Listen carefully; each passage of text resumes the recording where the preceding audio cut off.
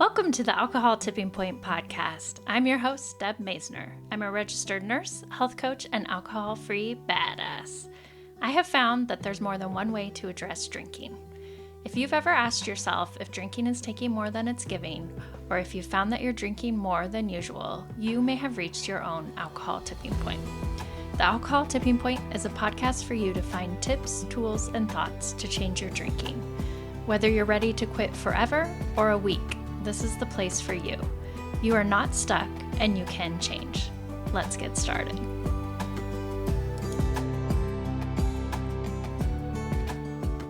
On the show today, I have Clifford Stephan. Clifford Stephan is a regular dude who changed his relationship with alcohol, took a year-long break from booze, and now he's really passionate about helping other men, other guys, dudes, as he says, take a booze vacation so that they can learn more about what booze is really doing to you, take an extended break to help them reset your mind and body, and just live a better life and upgrade your life and kick more ass, as Clifford likes to say. So if you're interested in taking a booze vacation and you're a dude, you can check out cliffordsboozevacation.com. And you can always join one of my sort of vacations, booze vacations, called Alcoholidays. And the Alcoholiday is just a month-long break to reevaluate your relationship with alcohol, to have tools and support for taking a break from drinking. And if you want to join, you can go to alcoholtippingpoint.com/alcoholiday. And I'll give you all the information about taking a month-long break from drinking. So without further ado, let's talk to Clifford about his own booze vacation. Welcome to the show, Clifford. I am excited that we got to connect, and I'm looking forward to just hearing from you about how you help men. And I also just want to hear, and I'm sure our listeners are curious, just about who you are and what you do. Likewise. Yeah. Thanks so much for having me on, Deb. I really appreciate it. Who am I and what do I do? So I am a 51-year-old male, played a lot of sports back in the day, water polo, soccer, tennis in high school, still very active in a lot of sports and outside activity, like a mountain bike, play tennis and hike and try to keep in shape and all that good stuff. I have a consulting practice. I design employee and executive pay plans for pre-IPO tech companies in Silicon Valley. And yeah, that's been great. And that, definitely had a little bit more time and space having my own practice to kind of continue to like look at myself and work on my habits and my diet and my lifestyle, and kind of get into a little bit of my backstory. Yeah, played sports, real active with my buddies, and alcohol kind of went hand in hand with pretty much anything we did. So whether it's parties or events or games. And yeah, just love drinking, love hanging out with my buddies, love having a good time and getting into all kinds of adventures.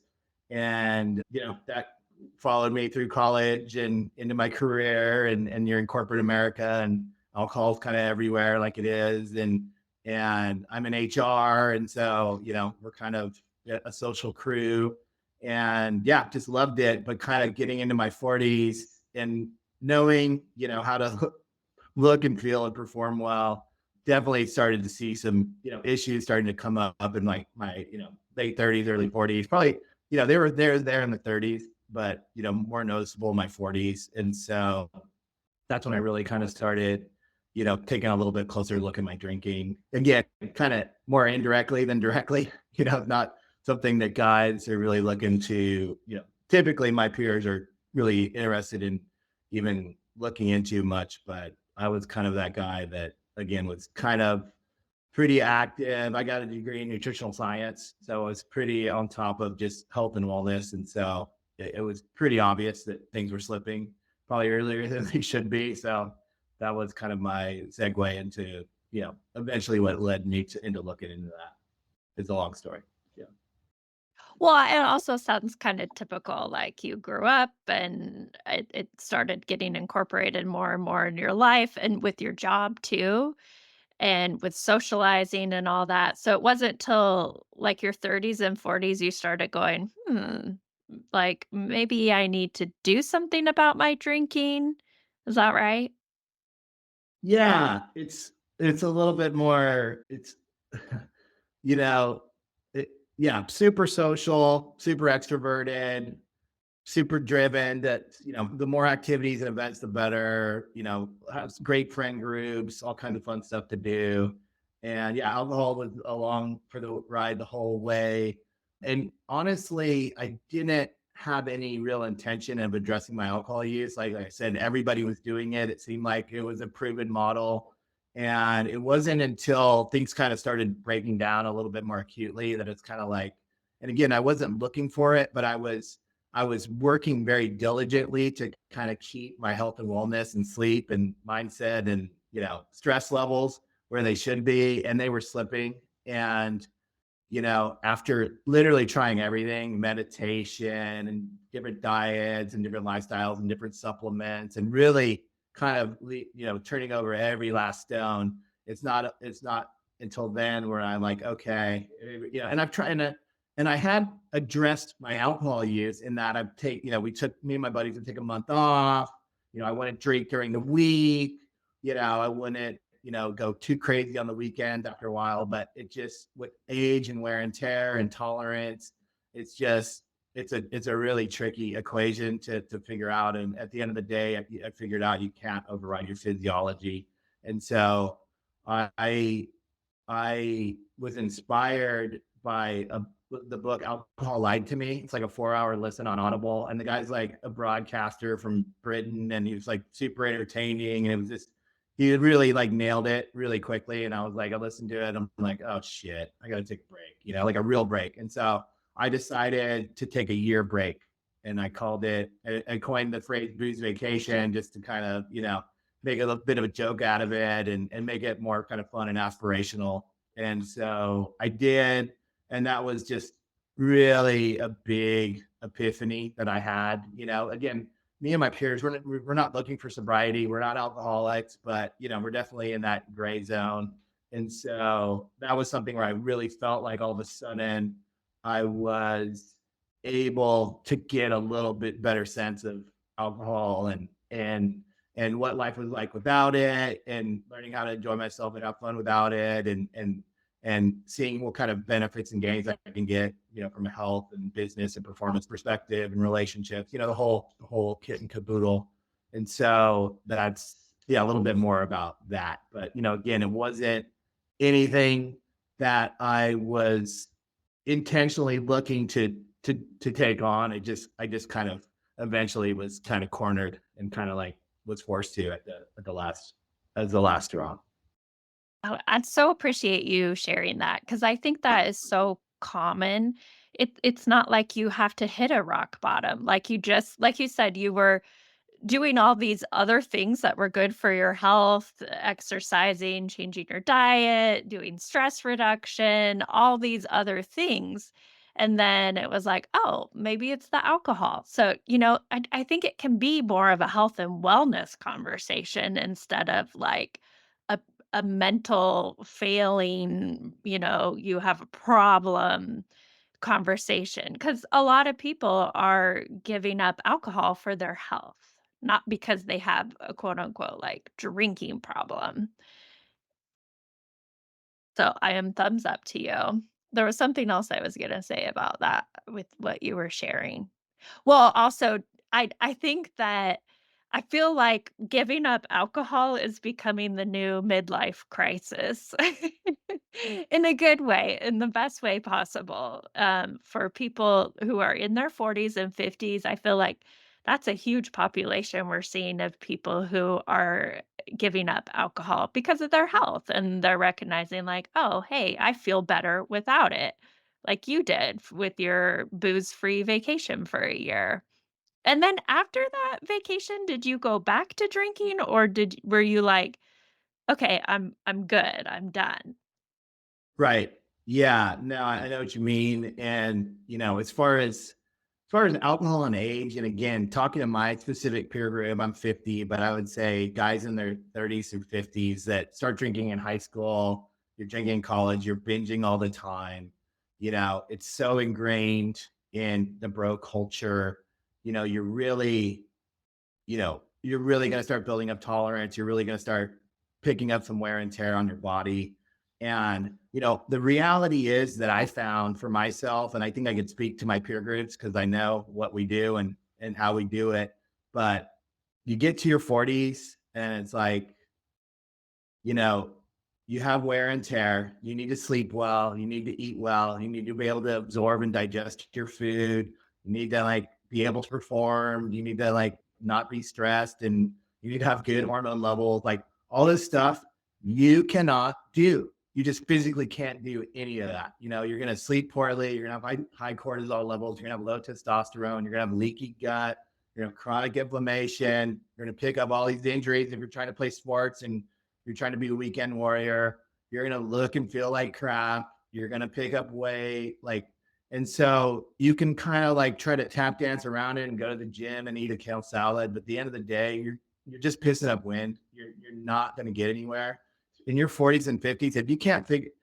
And that's why timing is really important. And I'm kind of being the asshole in my peer group talking about this, but you know time is of the essence. A lot of guys are gonna have really bad outcomes that don't technically have problems, and that's the rub. And so that's what I'm not cool with, and that's why I'm doing what I'm doing is because yeah, you can get cancer, cardiac events, diabetes in your 40s, and you can sure as hell get it in your 50s. And so it's like, and once you get those pretty big chronic disease conditions, you are going to go play with your checkbook and your doctor and your pharmacist, and you're not ever going to have much more fun.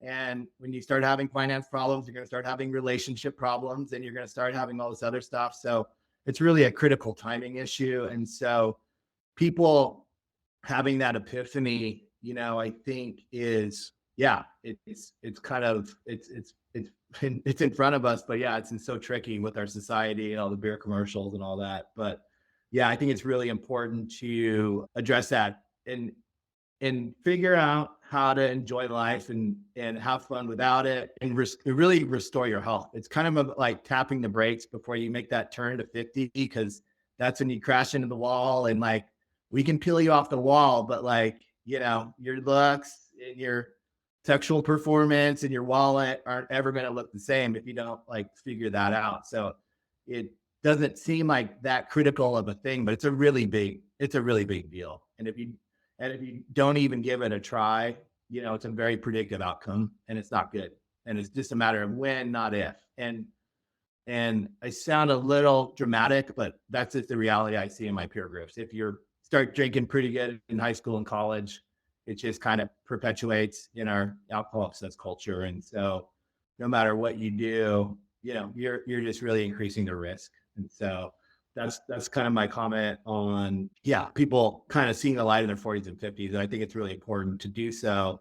And it's one hell of an opportunity to really kind of get your health and wellness and performance, to really good spots, that you can kind of then sustain. And then, as far as what I did after my 1 year vacation. So yeah, I took my vacation, and then, yeah, I was never looking for sobriety, and I was still kind of testing the boundaries. So I would have a couple, 1 to 2 drinks max on the weekend, on Friday or Saturday, I might have 1 or 2 drinks and kind of left it at that. And what I was doing was I was keeping it under the binge level, keeping it way below, kind of, a higher amount. And I was just kind of experimenting with it.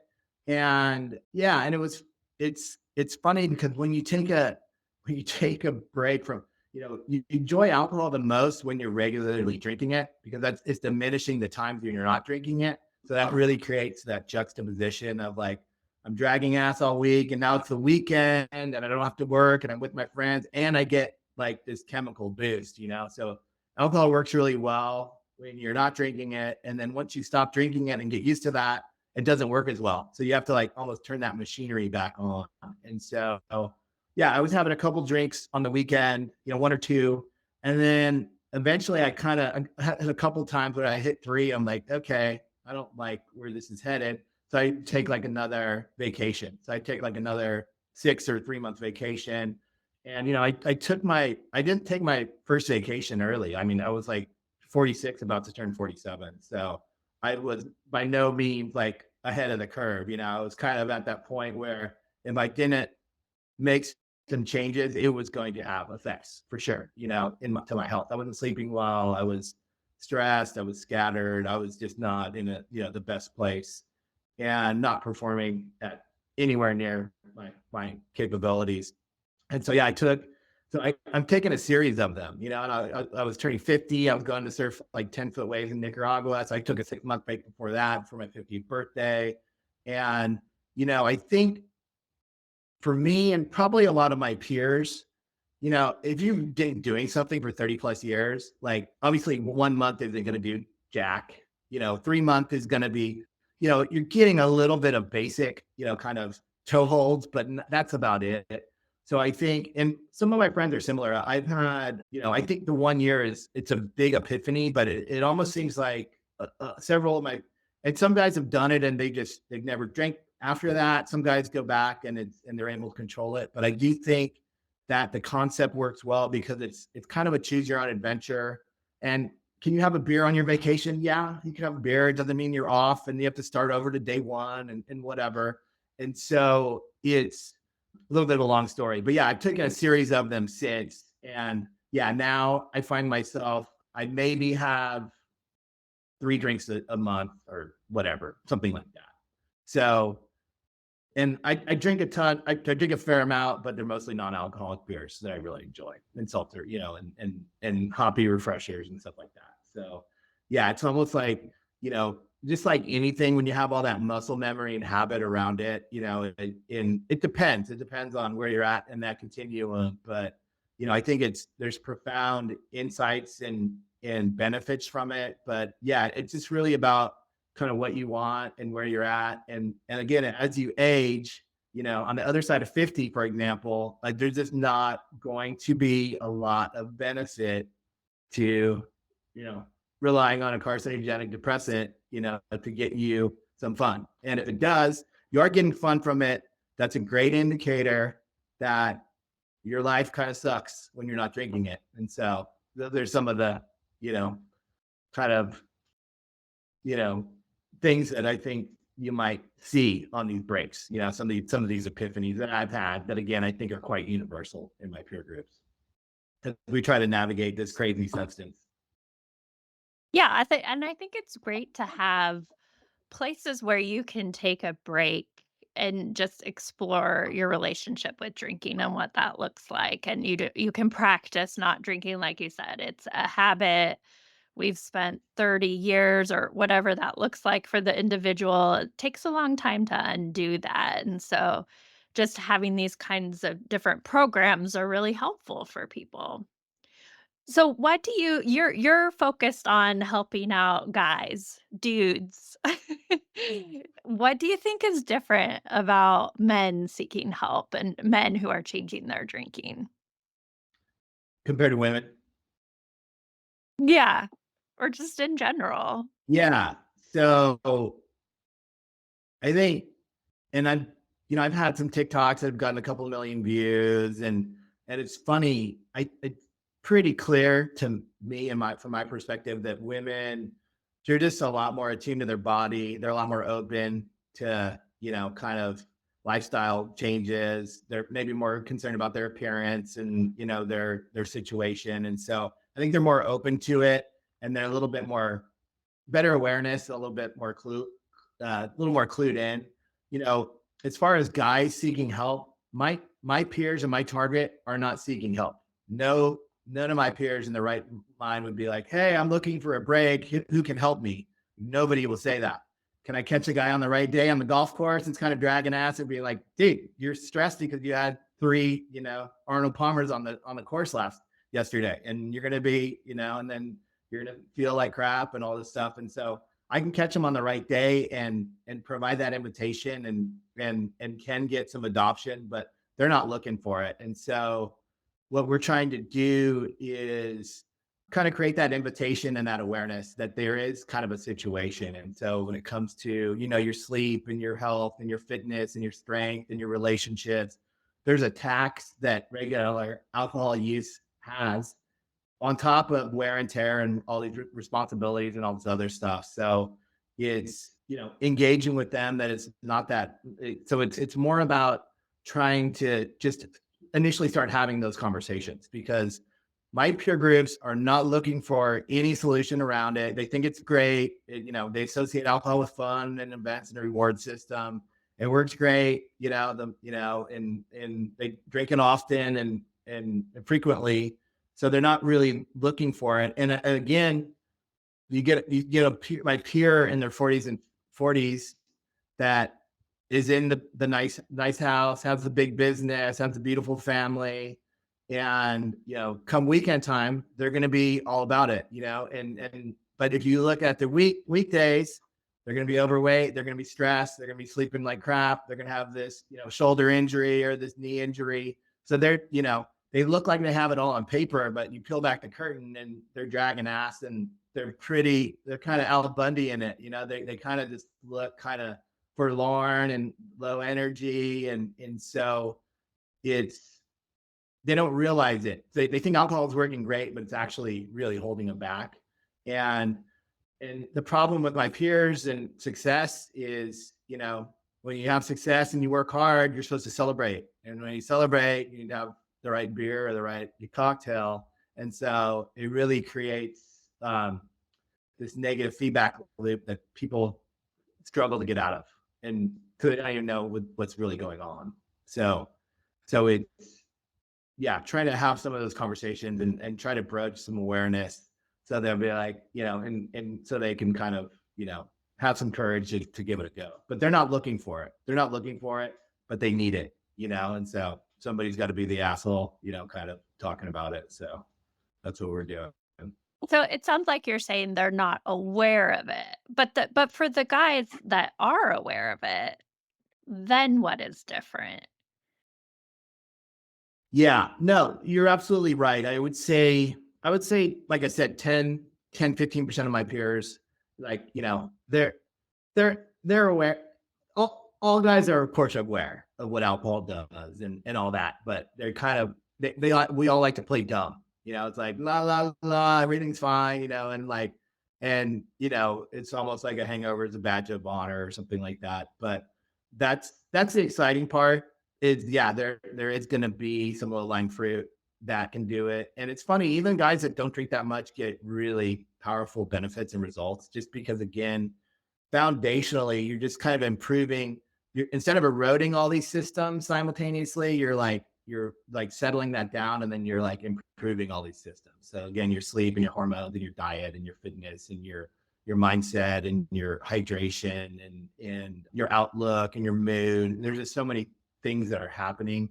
But yeah, I think a lot of guys are open to it and are aware, and they're typically folks that are drinking a little bit less than some of my peer groups that are drinking a little bit more, because it's kind of a predictive model. The more you drink, the more you associate with fun, the more it is truly fun, because the times you're not drinking it kind of suck.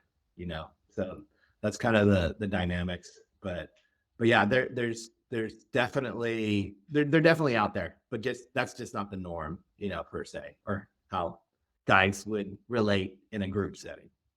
It sounds like a lot of your solution would be more awareness and education.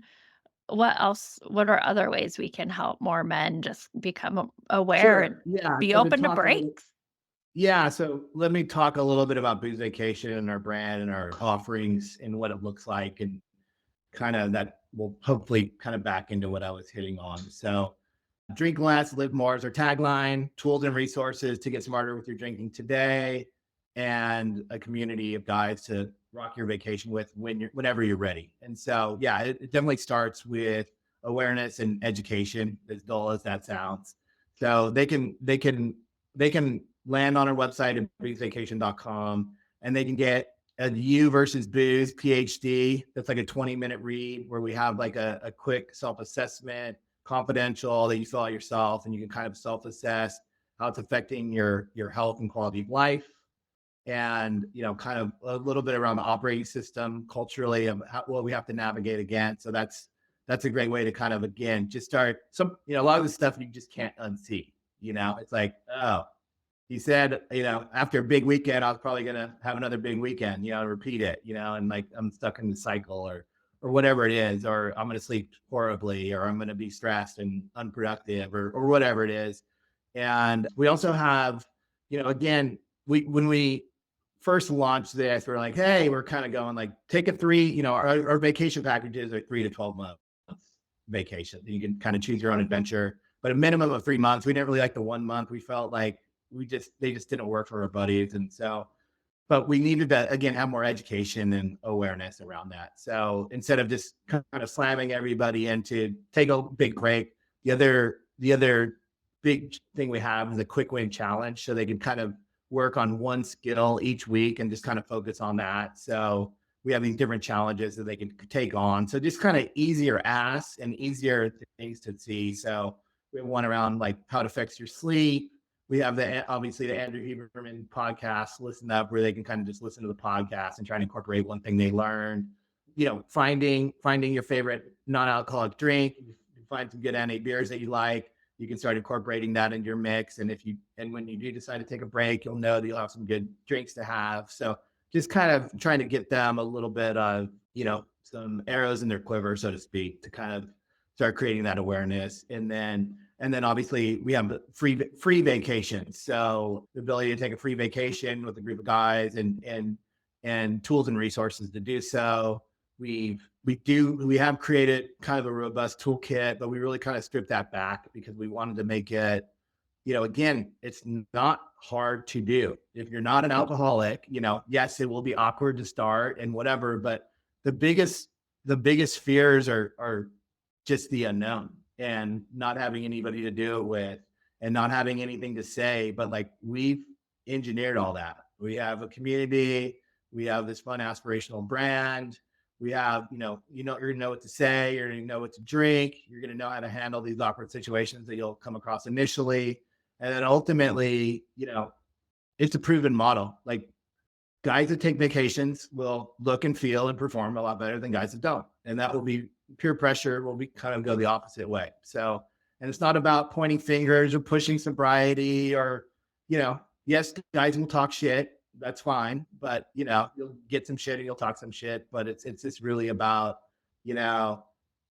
ultimately being a good friend, because I was in a lot of situations where I saw that a lot of my buddies had pretty bad alcohol problems. And I'd be like, oh shit, Johnny's not doing so good here. Second DUI, divorce, like talk to some of our buddies. And I get things like, Johnny's a big boy, he can handle it, blah, blah, blah. Or like, it's just, and so there's really no recourse, So it's like, you need to have this community, you need to have kind of a little bit of scaffolding around like how the hell to tackle this and why to tackle it and make it more fun and aspirational. Or it's just going to be a really predictive model of a lot of top performers going down in a whimper is what we're facing, is the reality. Yeah. Yeah. That whole death of 1,000 cuts. Yeah. And then it's like once chronic disease hits, you can't put that genie back in the bottle. It's like, figure this out or, it's going to be a real bummer, and it's going to happen a lot faster than you think, because my buddies are now turning 50 and that's kind of, they're in the red zone. So definitely like to engage guys a little earlier in the curve if we can for better results. But yeah, and it's surprisingly easy. And the transformation that we can have with just healthy habits and fitness and diet and lifestyle, and we can really make some crazy significant gains quickly. Like a buddy just started it. He was at, not a big drinker, but, business guy and wealth planner. He's lost like 40 pounds in like 3.5 months. And he's loving it. So there's some really significant gains and insights to just figuring it out. Can you speak to some of the health effects of alcohol on men, like on testosterone? Something that might be different than how it affects women? Yeah. Yeah. Testosterone is the obvious one. So even a few drinks, you're gonna lower your mood, you're gonna increase stress levels, you're not gonna sleep as well on those days. You're going to inflame your gut, inflame your liver.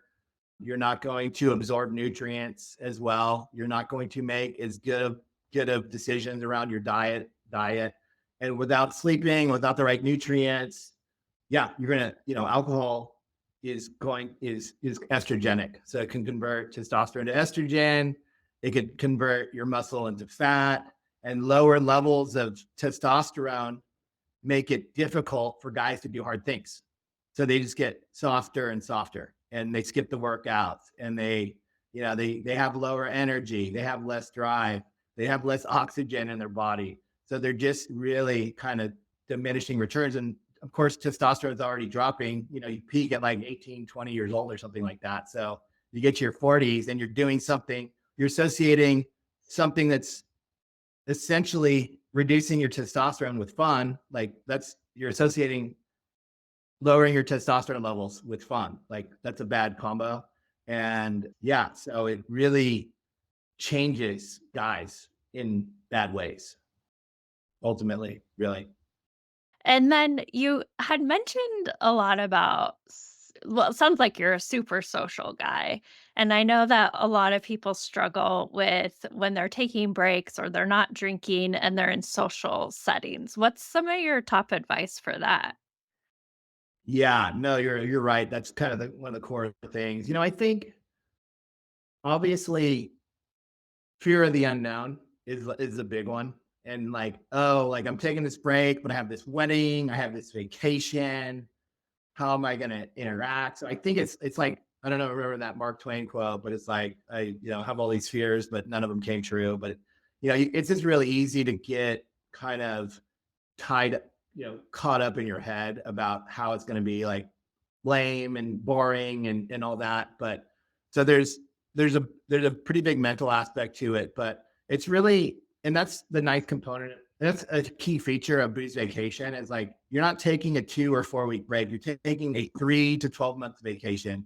You're committing. You know why you're doing it, and it's really more about what you're going to do instead of just not drinking. And so, with that commitment level, you're kind of forced. You're like, okay, I can't sit there and wait out the clock, wait for the month to be up. Like I have to like figure this out.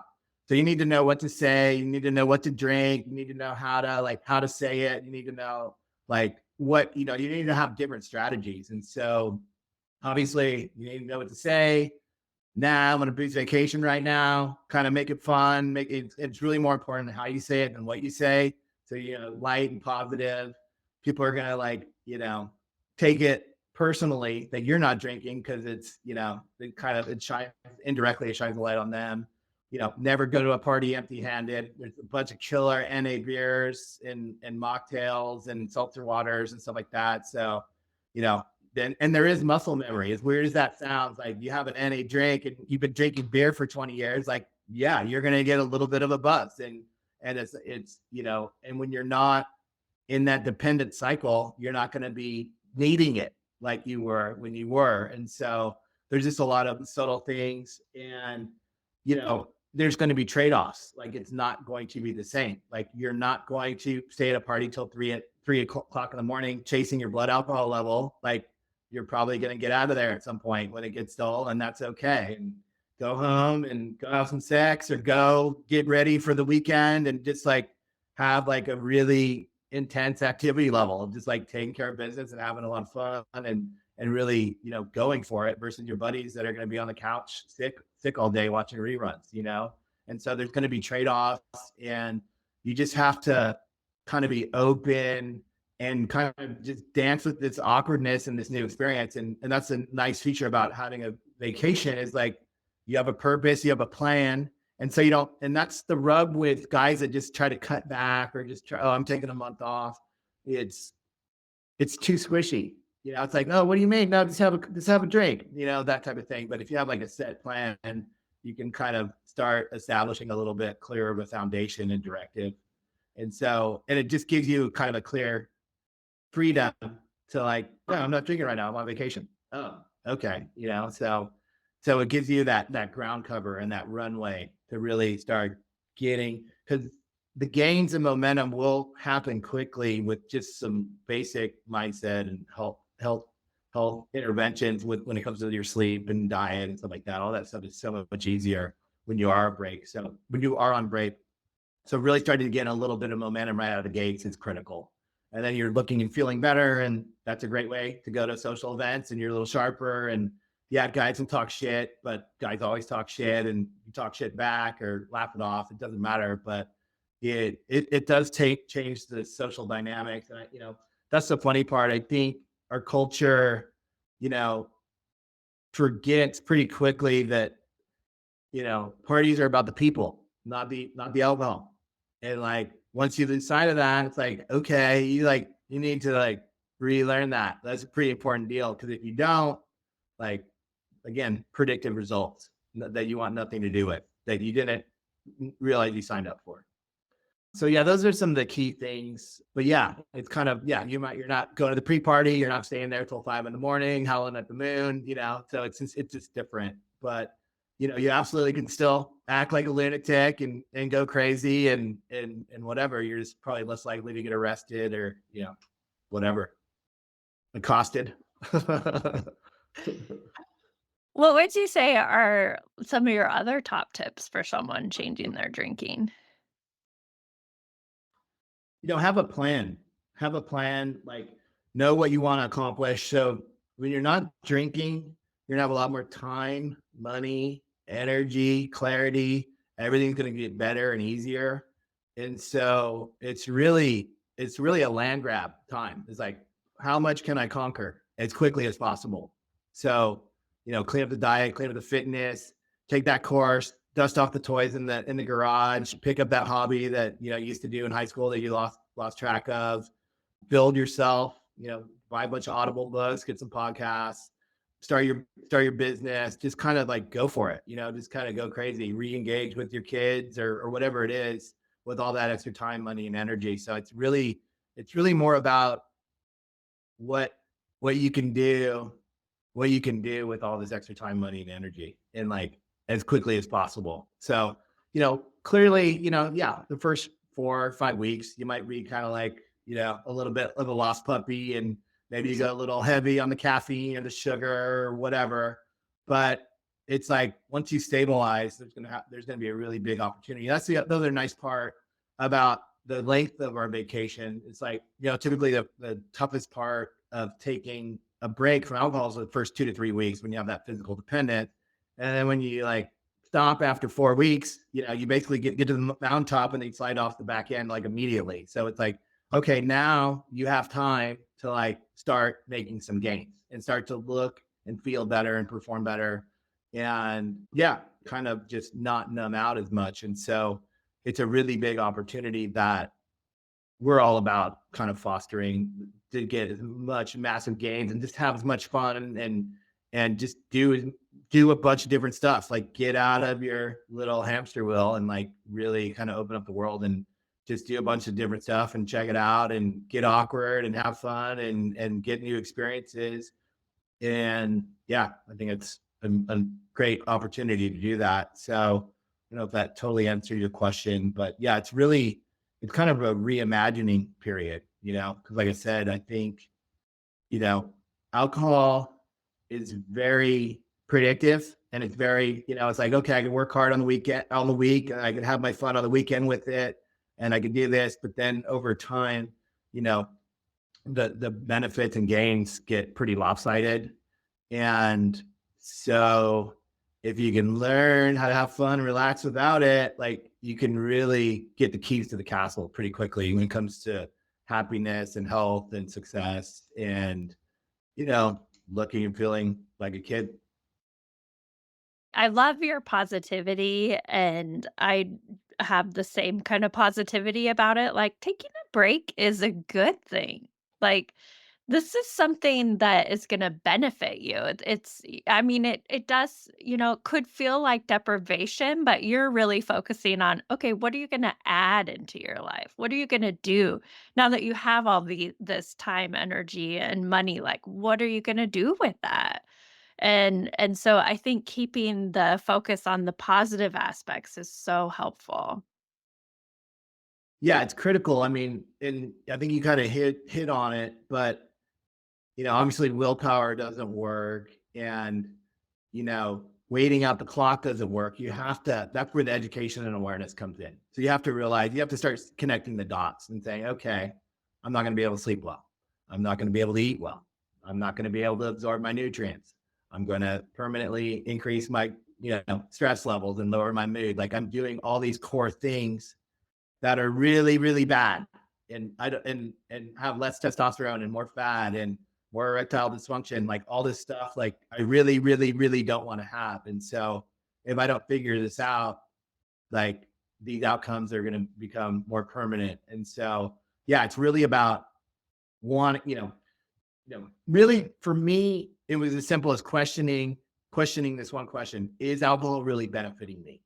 And if I could start getting enough education and awareness that, like, oh, well, it's screwing up my sleep, and that's making me stressed, and it's making me unproductive, and it's making me foggy, and it's causing weight gain.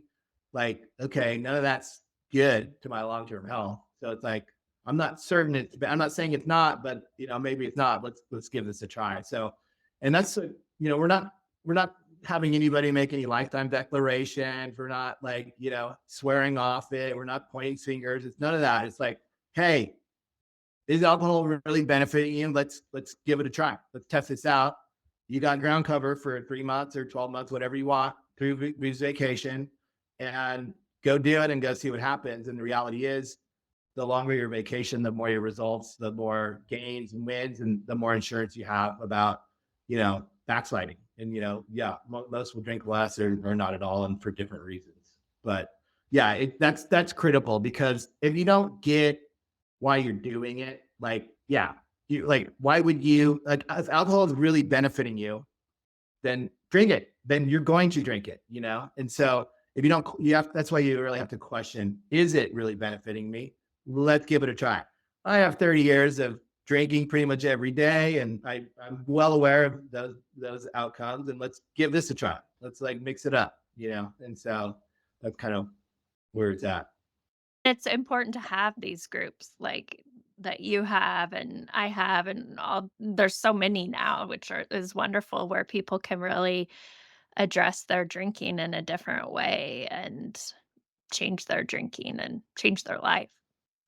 I just think, totally agree. It's just really important that we start having these conversations, and we start engaging, and we start, it's just never, I think it's just gotten to pass in our society and culture. And so, and again, I think women can be a little more open and exposed in this topic, but I think guys can really struggle. And yeah, it causes a lot of problems. So it's important to try to address this in as many ways as we can, as many subgroups as we can. And, I think there's a lot of fun and good to be done with that. But you're right. It's meeting people where they're at, and people are in different spaces and have different experiences with it and backgrounds. So yeah. Well, remind people how they can find you. So breezevacation.com is our website. And yeah, like I said, you can get the You versus Booze PhD, which is a really cool report, and a manifesto that we've included there. You can hop in and do a quick win challenge where you can just kind of work on one skill per week and knock that out. And then, or you can take 3 to 12 months vacations with the group and get your own playbook and some tools and resources to help you really rock your break and have a blast. And yeah, so that's what we're up to. So yeah, I'd love for you guys to check it out. Appreciate the time to speak with you today.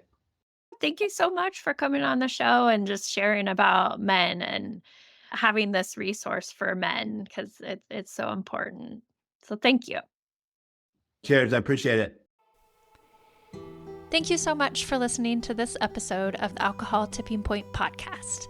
please share and review the show so you can help other people too. I want you to know I'm always here for you, so please reach out and talk to me on Instagram at Alcohol Tipping Point, and check out my website, alcoholtippingpoint.com, for free resources and help. No matter where you are on your drinking journey, I want to encourage you to just keep practicing, keep going. I promise you are not alone and you are worth it. Every day you practice not drinking is a day you can learn from. I hope you can use these tips we talked about for the rest of your week, and until then, talk to you next time.